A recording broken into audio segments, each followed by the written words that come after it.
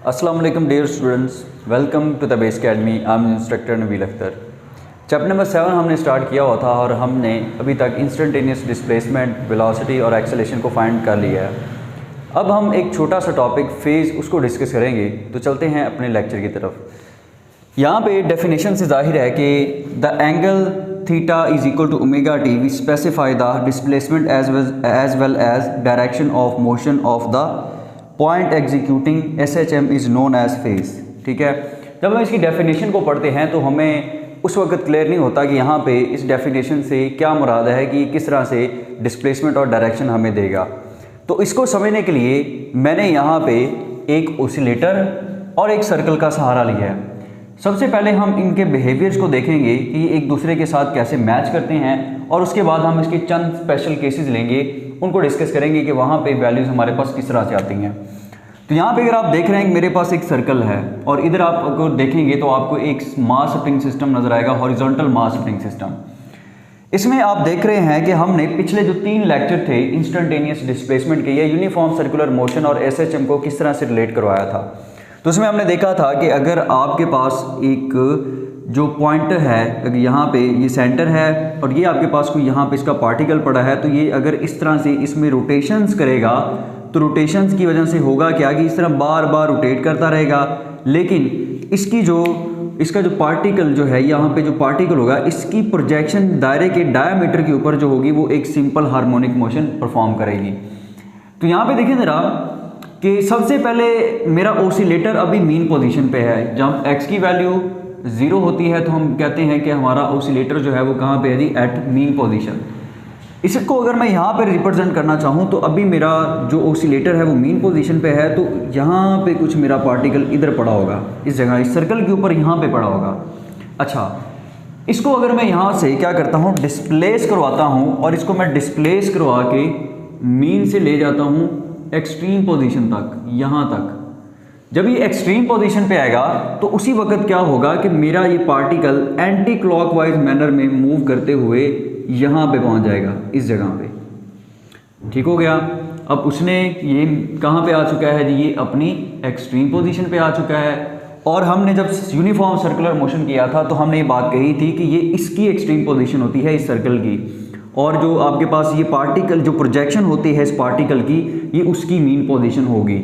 अच्छा, अब उसके बाद क्या होगा कि मेरा ये ओसिलेटर इस एक्सट्रीम से क्या करेगा, इस तरह वापस दोबारा किधर आएगा, मीन की तरफ। उसी वक्त क्या होगा, जिस तरफ वो एक्सट्रीम से मीन की तरफ आ रहा होगा, ये हमारा पार्टिकल भी क्या करेगा, यहाँ पे मूव करते, यहाँ से मूव करते हुए एक्सट्रीम से किधर को आएगा, अपनी मीन पोजीशन पे आ जाएगा।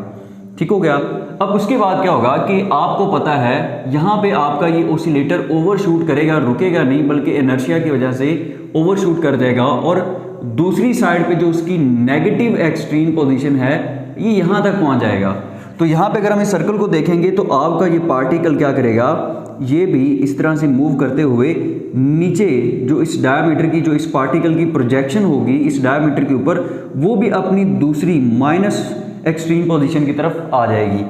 इसी तरह से क्या होगा कि अब यहाँ से ये कंप्रेस होने के बाद रिलीज़ होगा, रिलीज़ होने के बाद ये फिर किधर जाएगा, ये वापस मीन पोजीशन की तरफ जाएगा, और उसी वक्त यहाँ से ये पार्टिकल क्या करेगा, ये भी अपनी एक्सट्रीम पोजीशन से दोबारा किधर आ जाएगा, मीन पोजीशन पे आ जाएगा। तो आपने देखा कि किस तरह से ये मीन से एक्सट्रीम और एक्सट्रीम से फिर मीन से एक्सट्रीम, ये क्या करता रहेगा, ये ओसिलेटर इस तरह मूव करता रहेगा, और ये सर्कल में पार्टिकल भी क्या करता रहेगा, उन्हीं पोजीशन को इंडिकेट करता रहेगा। अच्छा, अब अगर मैं थोड़ी देर के लिए इसको इग्नोर कर दूं, इसको अगर मैं छुपा दूं और आपका सारा फोकस इस सर्कल के ऊपर अब हो, तो अगर मैं कहूं कि मेरा पार्टिकल यहाँ पे है, तो आप अंदाज़ा लगा लेंगे कि आपका जो ओसिलेटर है वो किसी मीन पोजीशन पे होगा, चाहे वो ओसिलेटर एक मास स्प्रिंग सिस्टम हो या वो एक पेंडुलम हो। अगर यहाँ से ये पार्टिकल मूव करके इधर आ गया है, या हम कहें कि ये पड़ा ही यहाँ पे हुआ है, इस जगह पे आपका पार्टिकल पड़ा है, तो आप लोग कहेंगे कि आपका ओसिलेटर एक्सट्रीम पोजीशन पे है, और ये पॉजिटिव एक्सट्रीम पोजीशन होगी। आपको पता चल रहा है कि आपने अभी तक ओसिलेटर को देखा नहीं, लेकिन फिर भी आप इसकी इस पोजीशन से अंदाज़ा लगा सकते हैं कि वो कहाँ पे मौजूद होगा। अब ये क्या करता है, ये यहाँ पे आ जाता है, तो आप इधर से अंदाज़ा लगा लेंगे कि ये एक्सट्रीम से किधर आ गया, मीन पे। तो हम कहेंगे कि ओसिलेटर जो होगा यहाँ पे हमारा मास स्प्रिंग सिस्टम ओसिलेटर जो होगा वो दोबारा अपनी मीन पोजीशन पे जा चुका है। और इसी तरह अगर ये यहाँ पे पड़ा हो तो आप कह सकते हैं कि आपका जो ओसिलेटर है वो अब जो दूसरी है माइनस एक्सट्रीम पोजीशन वहाँ पे जा चुका है। अब अगर दोबारा यहाँ पे आ जाएगा तो आप कहेंगे कि आपका ओसिलेटर जो है वो कहाँ पे है जी, दोबारा से मीन पोजीशन पे आ चुका है। तो एक सर्कल को ज़हन में रखते हुए एक सर्कल के ज़रिए आप क्या कर सकते हैं, अपने ओसिलेटर की डायरेक्शन और उसका डिस्प्लेसमेंट बता सकते हैं कि वो कहाँ पे होगा। अच्छा, अब हमें इसकी ज़रूरत क्यों पेश आई? यहाँ पे हम दो तरह से इसको स्टडी करते हैं, before observation and after observation. जब हमने अपना ओसिलेटर देखा, हम यहाँ पे हमेशा इसको रेफरेंस लेते हैं फ्रॉम द मीन पोजीशन के हम जब आपने इसकी ऑब्जर्वेशन स्टार्ट की तो जो आपका ओसिलेटर था वो कहाँ पे मौजूद था। तो इसलिए हम स्पेशल केसेस को डिस्कस करते हैं। तो यहाँ पे मेंशन्ड है जैसे कि at mean position it would be 0 और पाई। जब ये मीन पोजीशन पे होगा या तो ये इस जगह पे हो सकता है या ये इस जगह पे होगा। अगर ये यहाँ पे होगा तो आपको पता है कि यहाँ से टोटल एंगल जो बनेगा वो 180 डिग्री बनता है, या जिसको हम पाई का नाम देते हैं। इसी तरह से अगर ये एक्सट्रीम पोजीशन पे होगा या तो यहाँ से लेकर यहाँ तक 90 का एंगल बनेगा, ये यहाँ से लेकर यहाँ तक 3π/2 वाला एंगल कंसीडर हम करेंगे। ये दो हमारे पास पॉसिबिलिटीज़ हो सकती हैं। तो सबसे पहला केस है हमारे पास when theta is equal to 0, जब हमारा एंगल क्या होगा 0 होगा और टाइम भी क्या होगा 0 होगा। उस वक्त हमारे पास डिस्प्लेसमेंट कितना होगा, या हम कह सकते हैं हमारा ओसिलेटर कहाँ पे होगा। सबसे पहले देखें कि यहाँ पे हम कह सकते हैं कि हमारा ओसिलेटर फिलहाल यहाँ पे मौजूद है इस जगह पे। तो यहाँ पे देख रहे हैं कोई एंगल जो है इसने क्या सब्स्टिट्यूट नहीं किया सॉरी, यहाँ पे इसने कोई भी स्वेप्ट नहीं किया एंगल, और यहाँ पे टाइम भी क्या है वो 0 है। तो आप लोगों को पता है कि जो आपके पास थीटा होता है, थीटा की वैल्यू हमारे पास होती है जी ओमेगा इंटू टी। यहाँ पे क्योंकि हमने कंडीशन दी है हमारा टाइम अभी क्या है जी 0, जब 0 को यहाँ पे प्लेस करेंगे तो ओमेगा ये भी 0 हो जाएगा और साइन 0 आपको पता है वैल्यू क्या देगा 0।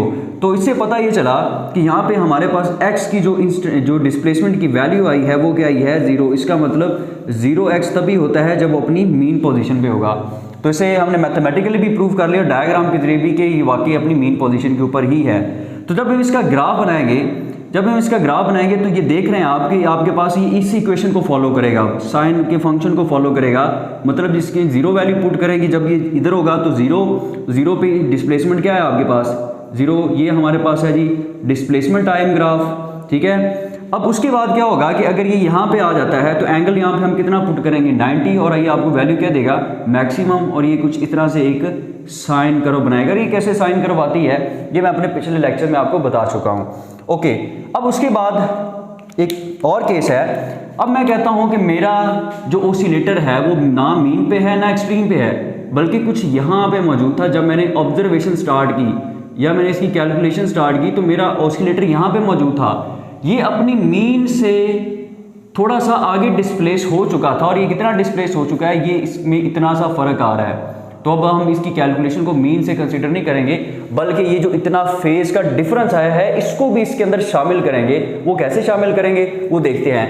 यहाँ पे तो मैंने ओसिलेटर को बता दिया कि मीन से इतना आगे डिस्प्लेस हो गया है। इसी तरह इसको यहाँ पे जब हम बनाएंगे तो ये हम कुछ इस तरह से करेंगे कि आप कह सकते हैं कि आपका पार्टिकल यहाँ पे आ चुका है और इसने जो एंगल स्वेप्ट किया है वो एंगल होगा फाई। अब ये तब जब आपने इसको देखा या जब आपने इसकी ऑब्जर्वेशन स्टार्ट की तो ये ऑलरेडी अपनी मीन पोजीशन से थोड़ा सा एंगल स्वेप्ट कर चुका है। जिस तरह जब आपने इसको यहाँ पे देखा तो ये अपनी मीन पोजीशन से थोड़ा आगे डिस्प्लेस हो चुका था। तो अब ये जो फर्क है इसके अंदर इंक्लूड करेंगे। अच्छा जी, उसके बाद मैं कहता हूँ यहाँ से ये पार्टिकल फर्दर आगे गया तो हम क्या करेंगे, ये एंगल बनाया इसने थीटा, और ये थीटा एंगल आपको पता है किसके बराबर होता है जी, ओमेगा टी के बराबर होता है। इसको हम P1 का नाम दे दें, कन्वेंशन है जी, आप जो मर्जी नाम रख लें, लेकिन कोशिश करिए आप बुक वाले फॉलो करें। इसमें मैंने कहा है कि जी थीटा अब हमारे पास है ओमेगा टी, और यहाँ पे कुछ ना कुछ वो एंगल पहले ही बना चुका था जिसको हम फाई बोलते हैं, और फाई यहाँ पे क्या है जी, हमारा इनिशियल एंगल है। ऑब्जर्वेशन से पहले ही कुछ ना कुछ एंगल बना चुका था, यानी पहले ही अपनी मीन पोजीशन से थोड़ा सा आगे डिस्प्लेस हो चुका था। तो इसके लिए हमारे पास ये इक्वेशन कुछ इस तरह से लिखी जाएगी कि x = x0 sin थीटा, और जो इतना सा फर्क पड़ चुका है मीन पोजीशन से वो इस सूरत में इसके अंदर क्या हो चुका है जी, शामिल हो चुका है। अब उसके बाद एक लास्ट केस है, इसमें क्या होगा कि आपका जो ओसिलेटर है वो इस दफ़ा क्या है, कुछ यहाँ पे मौजूद है, अपनी एक्सट्रीम पोजीशन के ऊपर मौजूद है। जब ये अपनी एक्सट्रीम पोजीशन पे मौजूद है, इसका मतलब यहाँ पे सर्कल के लिहाज से ये कहाँ पे होगा, ये इसकी में एक्सट्रीम पोजीशन होगी। स्टार्ट मैंने बताया था, तो यहाँ से लेकर यहाँ तक ये इसका इनिशियल अब एंगल कितना होगा, फाई अब इसका बराबर होगा 90 डिग्री के। इसको मैं यहाँ पे मिटा लेता हूँ। अब जो इसका इनिशियल एंगल हो चुका है वो इनिशियल एंगल हो चुका है जी कितना, फाई, और 90 डिग्री का, sorry, phi is equal to क्या आ चुका है, 90 डिग्री। अब मैं कहता हूँ यहाँ से जब ये इधर आएगा, इसका मतलब ये होगा कि ये हमारा ओसिलेटर एक्सट्रीम से वापस मीन की तरफ आएगा। तो इसको मैं यहाँ पे कुछ इस तरह से ड्रा करूँगा कि ये एक्सट्रीम से दोबारा मीन यहाँ तक पहुँच गया, तो इसने ये एंगल कोई ना कोई बनाया, स्वेप्ट किया, जिसको हम कहेंगे थीटा। ये हमारी ऑब्जर्वेशन से पहले है और ये ऑब्जर्वेशन से बाद में है, यानी जब हमने इसको देखा तो ये पहले ही एक्सट्रीम पोजीशन पे था, तो कितना फ़र्क आ चुका, 90 डिग्री का। अब ये फ़र्क हम इसके अंदर शामिल करेंगे और इसकी जो वैल्यू नहीं आएंगी हम उनको डिस्कस करेंगे। तो इसके लिए मैं यहाँ पे लिख लेता हूँ जी केस 3। केस 3 मेरे पास कुछ यूँ है, केस 3 हमारे पास है जी, यहाँ पे फाई जो है हमारा इनिशियल एंगल कितना आ चुका है, 90 डिग्री का, और थीटा जो है वो हमें पता है किसके बराबर होता है जी, ओमेगा टी।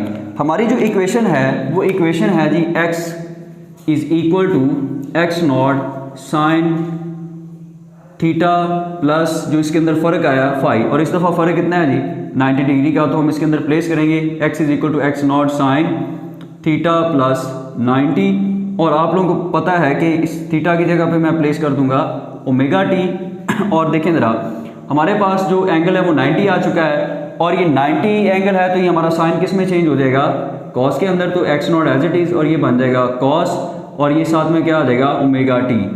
और ये कॉस में कैसे तब्दील होता है, इसके लिए मैंने आपको पहले ही जो लेक्चर था हमारा इंस्टेंटेनियस वेलोसिटी और एक्सेलेरेशन वाला, उसके अंदर इसकी डिटेल मैंने अच्छी खासी आपको बताई थी। अगर इसका आपको नहीं पता तो आप उस वीडियो को लाजमी देखिएगा।